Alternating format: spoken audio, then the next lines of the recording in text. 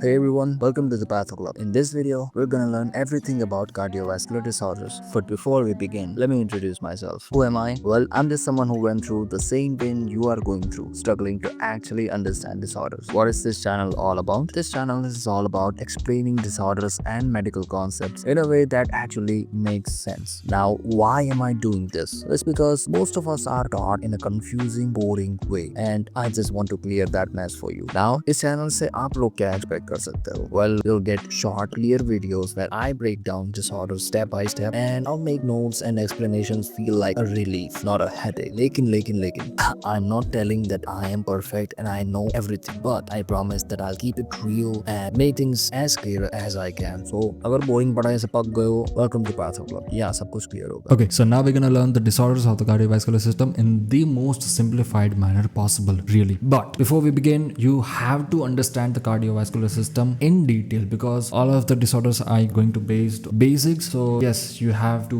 learn or understand the basics first. So if we jot down the cardiovascular system, it really comes down to these 6 basic classifications. Okay, it's not that hard. First one is gonna be the heart muscle disorders. Second one is gonna be the heart lining and valve disorder. Third one होने वाला है heart का electrical या फिर conduction system. Fourth one is going to be blood vessel disorders. Fifth one is going to be the circulatory failure and shock. And sixth one is going to be the congenital heart and vessel defects. These 6 classification includes almost every single cardiovascular disorder except the rare ones. Okay, those disorder we're gonna learn in detail in the next video. Okay, तो हम पहला देखने वाले हैं heart के muscle के disorders. इनमें आएंगे myocardial infarction, heart failure, cardiomyopathy and myocarditis. So the first one is myocardial infarction, जिसको हम हार्ट अटैक भी बोलते हैं. क्या है ये? तो के sudden blockage of blood flow to the part of the heart muscles. क्यों होता है ये? Usually blood clot on top of ruptured atherosclerotic plaque in the coronary artery that supplies oxygen to the heart muscles. ये क्या करता है? Heart muscles doesn't get enough oxygen and the muscle cell dies. As a complication arrhythmias, heart failure and cardiogenic shock and person की death भी हो सकती है. Second one we have is the heart failure. The heart cannot pump blood effectively to meet the body's needs. Okay, अब heart failure क्यों होता है? तो प्रीवियसली अगर मायोकार्डियल इंफार्क्शन हुआ है तो उसकी वजह से as a complication heart failure हो सकता है. ब्लड प्रेशर आपका बहुत ही ज्यादा है, वाल्व के अंदर कोई डिसऑर्डर है एंड कार्डियोमायोपैथी की वजह से भी हार्ट फेलियर होता है. क्या करता है कि भाई ब्लड जो है वो अगेन लंग्स की तरफ बैक फ्लो होगा, ठीक है, एंड लंग्स के ऊपर फ्लूइड जो है उसका ओवरलोड होने की वजह से लेग्स के अंदर जो है वो स्वेलिंग आ जाएगा एंड बहुत ही ज्यादा एडिमा जो है बॉडी के अंदर बिल्डअप हो जाएगा एंड फटीग इंसान रहेगा. As a complication severe breathlessness होगा, ऑर्गन डैमेज भी हो सकता है वाइटल्स का एंड पर्सन की डेथ भी हो सकती है. ठीक है. Third one we have is the cardiomyopathy, that is simply disorder of the heart muscles. Heart becomes weak, stiff और थिकन्ड. रूट कॉज इसका क्या है कि भाई जेनेटिक फैक्टर्स हो सकता है, अल्कोहल हो सकता है, इन्फेक्शंस हो सकता है. इन्फेक्शंस के अंदर अगेन एंटेरोवायरस हो गया, एडिनोवायरस हो गया, पार्वो-B19, इन्फ्लुएंजा, कोविड-19 एंड एप्स्टीन बार वायरस हो सकता है. ठीक है. क्या करता है कि भाई हमारे जो हार्ट के मसल्स जो है उसको वीक कर देता है, एबनॉर्मल पंपिंग होता है उसकी वजह से एंड इरेगुलर रिदम्स होता है. As a complication heart fail हो सकता है, एरिथमियास हो सकता है एंड सडन कार्डियक अरेस्ट हो सकता है. Fourth one we have is the myocarditis.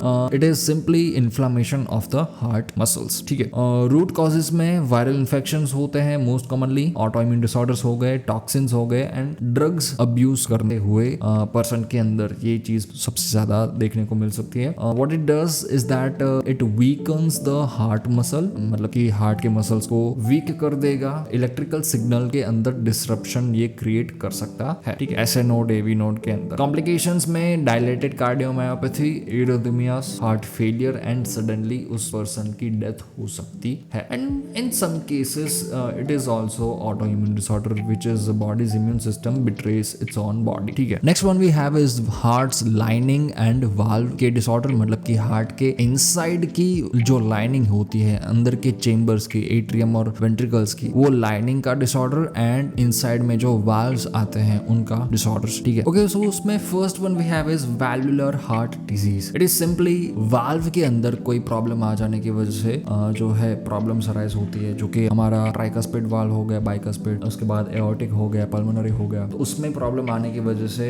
ये कॉम्प्लिकेशन अराइज होती है. That is simply problem with one और मोर हार्ट वाल्व्स. तो क्या करते हैं कि या तो ये कंप्लीटली क्लोज नहीं होते या फिर कंप्लीटली ओपन नहीं हो पाते. ठीक है. इसके रूट कॉजेस में रूमेटिक फीवर आ सकता है, कंजेनिटल डिफेक्टिव हो सकता है, एजिंग हो सकता है, कैल्सिफिकेशन हो सकता है, इन्फेक्शन हो सकता है एंड डीजनरेशन भी हो सकता है। ठीक है, स्टेनोसिस का मतलब है कि वाल्व बहुत ही ज्यादा नैरो हो जाएगा एंड ब्लड फ्लो है वो ब्लॉक हो जाएगा। एंड रीगर्जिटेशन का मतलब कि जो वाल्व जो है उसमें से थोड़े से अमाउंट में ऐसा ब्लड लीकेज होएगा एंड रीगर्जिटेट होके बैक फ्लो होके वापस से लंग्स में या फिर बॉडी में बैक फ्लो होगा उसका। As a complication heart failure हो सकता है, इरिथमियास हो सकता है, स्ट्रोक आ सकता है एंड इन्फेक्टिव एंडोकार्डाइटिस हो सकता है इससे। ठीक है, next one we have is endocarditis, that is simply infection inflammation of the endocardium layer. ठीक है, या फिर हम उसको inner lining of the heart भी बोल सकते हैं एंड उसमें वाल्व्स भी इंक्लूड हो जाते हैं। ठीक है, रूट कॉजेस इसमें क्या होते हैं कि बैक्टीरिया या फिर फंगाई के इन्फेक्शंस के वजह से ये कंडीशन अराइज होती है। Dental procedure, IV drug use and prosthetic valves अगर हम यूज कर रहे हैं तो उसकी वजह से ये कंडीशन है वो अराइज होती है। बैक्टीरिया में स्टेफाइलोकोकस ओरेयस हो गया, स्ट्रेप्टोकोकस हो गया, एंटेरोकोकस हो गया, फंगल में इन्फेक्शन हो गया फ्रॉम सर्जरी। तो क्या करते हैं कि भाई ये जो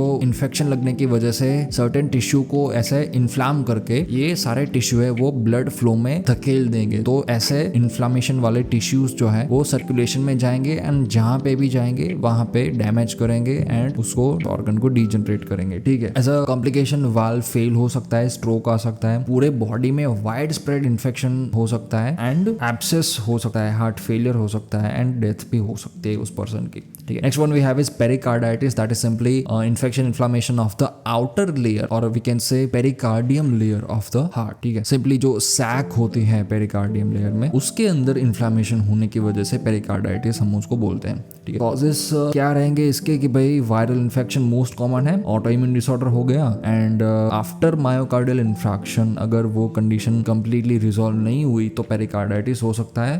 कोई सा भी ट्रॉमा हो गया एंड कैंसर के अंदर भी पेरिकार्डाइटिस आता है। ठीक है, अब बाहर के पाउच में इन्फ्लेमेशन होने की वजह से वो अंदर की साइड प्रेशर इंक्रीज करेगा। इसकी वजह से as a complication blood pressure है वो इंक्रीज हो जाएगा, ब्रीथिंग डिक्रीज हो जाएगा, पर्सन को ऐसा डीजी लगेगा एंड लेथार्जिक फील करेगा पर्सन। ठीक है, एंड इस कॉम्प्लिकेशन को हम कार्डियक टेम्पोनेट भी बोल सकते हैं। Okay, so next one we are going to see is the heart's electrical system disorder. तो इसमें आता क्या है, मतलब कि इसमें सिंपली तो कंडक्शन सिस्टम है उनके इलेक्ट्रिकल वायरिंग के अंदर कोई प्रॉब्लम आने की वजह से ये कंडीशंस है वो अराइज होती है। हार्ट की रिदम में चेंजेस आने की वजह से हम इसको एरिथमियास भी बोलते हैं। ठीक है, एंड हार्ट की जो नॉर्मल रिदम है हम उनको साइनस रिदम बोलते हैं जो कि 60 to 100 beats per minute in adults होती है। इसमें हमारा एसए नोड आ गया, एवी नोड आ गया, बंडल ऑफ हिस आ गया, right and left bundle branches आ गए एंड पुरकिंचे फाइबर्स आ गए। ठीक है, एसए नोड है वो एट्रियम का कॉन्ट्रैक्शन करता है, एवी नोड है वो स्लाइटली पॉज लेता है, बंडल ऑफ हिस जो है वो right and left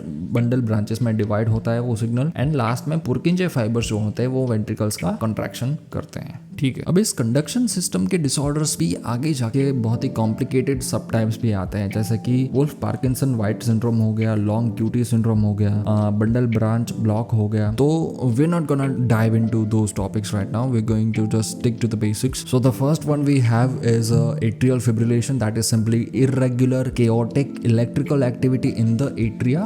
So atria quivers instead of contracting properly, मतलब कि एट्रियम जो है वो उसमें कभी कभी ज्यादा कॉन्ट्रैक्शन आ जाएगा, कभी कभी कम कॉन्ट्रैक्शन आ जाएगा। ठीक है, इसका रूट कॉज क्या हो सकता है कि हाइपरटेंशन मोस्ट कॉमन है, कोरोनरी आर्टरी के अंदर कोई भी डिसीज है, वाल्व के अंदर कोई भी डिसीज है, स्पेशली माइट्रल वाल्व के अंदर, हार्ट फेलियर हो गया, हाइपरथायरॉइडिज्म हो गया एंड अल्कोहल अब्यूज हो गया। ये क्या करता है तो कि ब्लड जो है वो एट्रियम के अंदर ही अंदर रहता है, अंदर ही अंदर रहने की वजह से क्लोट हो जाएगा एंड स्ट्रोक के चांसेस ज्यादा हो जाएंगे। ऐसा कॉम्प्लिकेशन हार्ट फेलियर हो सकता है एंड कार्डियक आउटपुट जो है वो रिड्यूस हो सकता है। नेक्स्ट वन ये हैव इज वेंट्रिकुलर टेकिकार्डिया या फिर हम वेंट्रिकुलर फिब्रिलेशन भी बोल सकते हैं। वेंट्रिकुलर टेकिकार्डिया क्या है तो कि very fast rhythm from the ventricles. Okay, organize होते हैं लेकिन बहुत ही ज्यादा डेंजरस होते हैं। Ventricular fibrillation means chaotic disorganized ventricular activity, that means no effective pumping। ठीक है, ये chaotic है मतलब कि बहुत ही ज्यादा इरेगुलर है,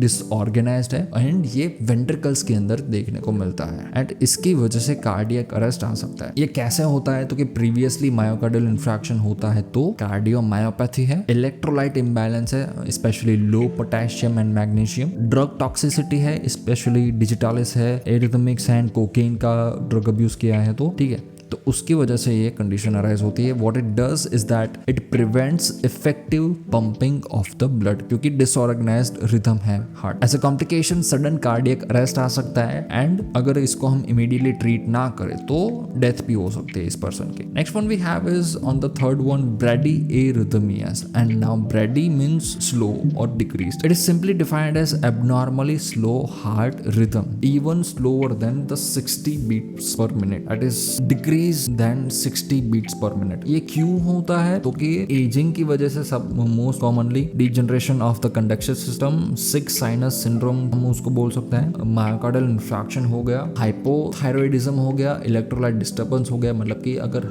हाई पोटेशियम है तो ब्रेडी एरिथमियास होने के चांसेस ज्यादा है. सर्टेन मेडिकेशन हम यूज करते हैं, beta blockers, calcium channel blockers, digoxin, ठीक है. तो उसकी वजह से ये होता है. क्या करता है ये? तो कि हार्ट जो है वो स्लो, धीरे धीरे ब्लड जो है वो पंप करेगा. तो इसकी वजह से ब्रेन एंड बॉडी के तरफ ब्लड जो है वो रिड्यूस अमाउंट में जाएगा. एज अ कॉम्प्लिकेशन डिजीनेस होगी पेशेंट को या फिर पर्सन को, सिनकोपी होगी, मतलब कि चक्कर खा के गिर जाएगा, हार्ट फेलियर हो सकता है, एंड कार्डियक अरेस्ट हो सकता है. ठीक है. So this are all the heart's electrical system disorders.